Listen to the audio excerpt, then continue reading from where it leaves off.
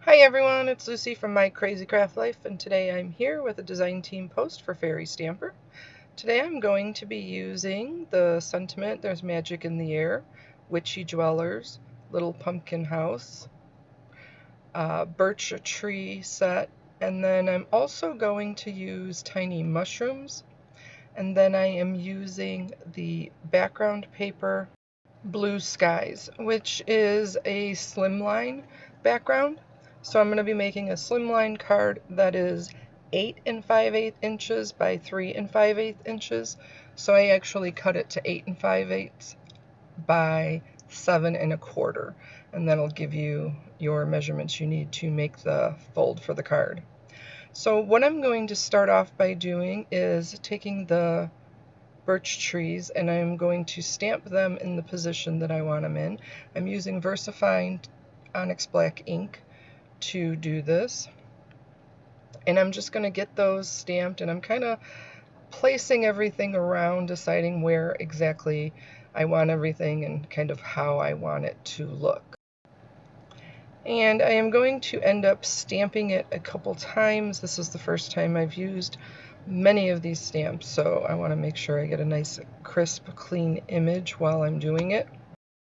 You can find this and all of the stamps I'm using today at fairystamper.com, and make sure you check out our YouTube channel and Facebook pages, Fairy Stamper and Fairy Stamper Hugs, for lots of great inspiration, not only from the design teams, but other card makers or scrapbookers or journal makers. There's all sorts of great inspiration on there. I'm using my stamping platform to hold the stamps in place. When you're stamping multiple times, that helps a lot to make sure that you're getting it in the correct spot. And again, I'm just going to kind of place things around, deciding on where I want everything. Now, I decided I want a couple of these, so I actually pick up the stamp, and I would not suggest doing this,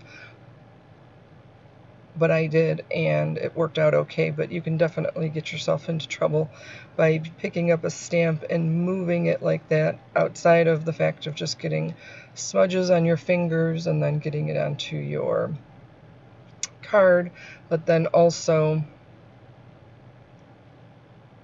if it moves a little, if you don't set it down exactly perfectly, I just winged it and it worked out okay.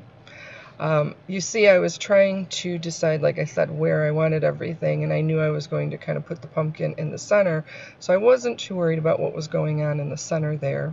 And then I'm just picking out my Witchy Dwellers that I want to have on the card, and I'm making sure that I leave that room there for the sentiment, and There's Magic in the Air is the sentiment that I'm using. And you see, even with using a stamping platform, sometimes it can be difficult getting those stamps in the proper places, but it definitely helps out. So once I finish up stamping all of these, I am going to stamp the pumpkin. And again, I am using the VersaFine ink, although I did use alcohol markers to color it, and I would suggest using a different one because you can get some smearing with the VersaFine Onyx black ink, especially if you don't let it dry completely. And I didn't, because I just went right into coloring with alcohol markers. But there's a lot of detail in these, and I think the smudging actually kind of helped it a little bit with giving it some extra tone and some texture on it. So I wasn't too worried about it, but it's just something to keep in mind if you're doing it with something else and you don't want to get those where it bleeds out.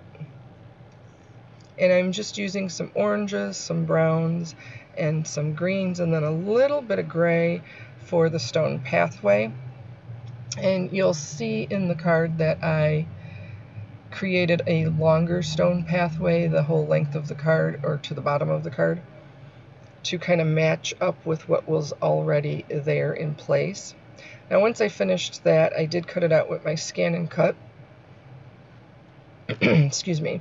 And so I'm just going to get that adhered down to the card base itself. And there is a very, very small 1/8 of an inch, so you kind of got to be careful when you're putting that panel on that you line it up properly. And then, like I said, I am not going to use any foam tape or anything. I don't want this to be popped up, but I did like the different texture that it's going to give it with a little bit of dimension with cutting out the pumpkin. And then this is where I am, again, just going to draw in and kind of extend that stone pathway up to the little pumpkin house. And I just matched up, I don't even know, they're not squares, they're not circles, they're just kind of mismatch shapes to create that pathway. And then I'm just going to color that in with the same gray that I used to color in the stones on the actual stamped image. And that is it. So I want to thank everybody for joining me. I hope you have a great day. Take care and check out the YouTube channel as well.